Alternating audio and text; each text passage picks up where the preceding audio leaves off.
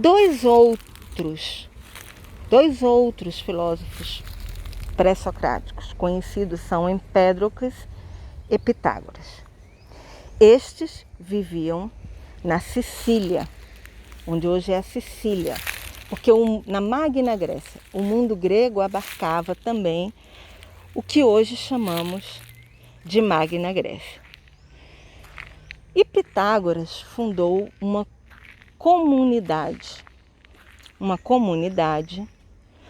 onde se reuniam seus discípulos. Eles eram vegetarianos e estudavam matemática, astronomia, né? Ele também está entre esses fisiólogos, aqueles que refletem sobre a natureza. Então, já Tales, Anaxímenes, Anaximandro, Demócrito, Heráclito e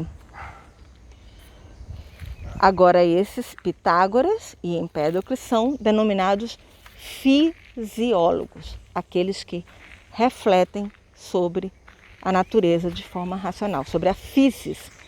Logos, discurso, physis, natureza. Eles refletem sobre a physis de forma racional. Só que Pitágoras tinha uma comunidade um tanto quanto esotérica. E ele acreditava que nós, seres humanos, passávamos por uma metempsicose. O que é metempsicose? Psique, em grego, quer dizer alma. Então, uma metempsicose é uma transformação das nossas almas. Quando a gente morre, a gente reencarnaria em outros seres. E ele criou uma escala de seres para essa reencarnação. Qual seja, se um ser humano vive uma vida bastante digna, e esse ser humano é masculino, quando ele falece, ele pode reencarnar num ser feminino. Esse ser feminino, se viver uma vida com bastante virtude, ao falecer pode reencarnar de volta num ser masculino. Se for menos virtuoso, esse seu estilo de vida desse ser feminino, ele reencarnará então nas aves. As aves, por sua vez, se tiverem uma vida virtuosa, reencarnarão nos mamíferos. E os mamíferos, por sua vez, se tiverem uma vida não muito virtuosa, reencarnarão nos animais que rastejam, nos répteis e anfíbios. Então há uma escala de seres para essa ideia de Pitágoras da reencarnação. Qual seja do ser humano, né, masculino para o feminino, do feminino para o masculino, dependendo da vida que se leva, né? Mas há uma degradação e uma ascensão. Segundo Pitágoras, a degradação seria do ser masculino para o feminino, do feminino para as aves, das aves para os mamíferos na terra e dos animais da terra para os animais que rastejam. Por isso a comunidade de Pitágoras era vegetariana, porque não queria consumir nenhum animal, uma vez que esse animal poderia ser a reencarnação de alguém conhecido. E assim a gente tem essas ideias, né? Já em Empédocles, né, e para Pitágoras, né, tudo se constitui de relações musicais e números. Ele era um matemático. Então tudo que a gente está vendo aqui tem uma relação musical e uma relação matemática. Tudo pode ser medido e há uma música contida em tudo que nós vemos. Então os números seriam o arqué para Pitágoras. Já em Empédocles, que também vivia nessa região, que hoje é na Itália, na Magna Grécia, pensa que existem 4 elementos fundantes da matéria: terra, água, fogo e ar. E que tudo se constitui por amor e ódio.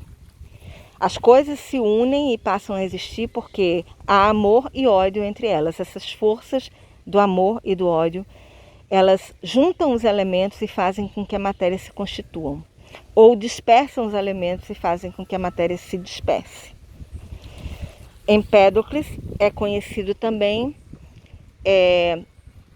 por ter se atirado num vulcão Etna, né? Ele começou a se achar sábio demais e quis provar que era um deus, apesar de fazer uma reflexão racional sobre o universo. Diz a lenda que ele quis provar que era um deus e não morreria, e se jogou no Etna, no vulcão, e morreu. Então assim a gente fica conhecendo a história desses primeiros fisiólogos, que eram tanto pluralistas quanto monistas. Monistas são esses que defendem um arqué único. Pluralistas são aqueles que defendem um arqué plural, como Empédocles, terra, água, fogo e ar, né? Como os atomistas, que defendem, apesar de ter um arqué único, também defendem vários tipos de átomos, né? Temos também um filósofo eleata, da cidade de Eleia, Parmênides, que imagina que nós não mudamos em nada. Ele é o pai da metafísica. Metafísica é para além da física, então tudo que existe no mundo aqui tudo passa, né? Existe uma realidade acima de nós, imutável e eterna. Tudo é acima de nós. E esse filósofo entende que o ser é a razão de todas as coisas, quase como que uma ideia muito abstrata que funda toda a existência. Parmênides vai influenciar posteriormente Sócrates, Platão e Aristóteles com a metafísica. Temos também em Atenas um filósofo chamado Anaxágoras, que entendia que o princípio que funda a matéria é o nous, o intelecto, e que ele perpassa tudo que existe no universo. Anaxágoras vivia em Atenas.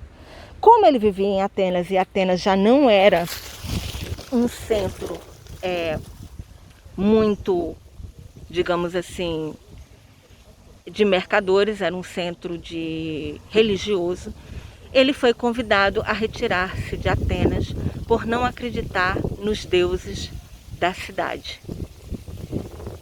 E assim terminamos a história dos filósofos pré-socráticos.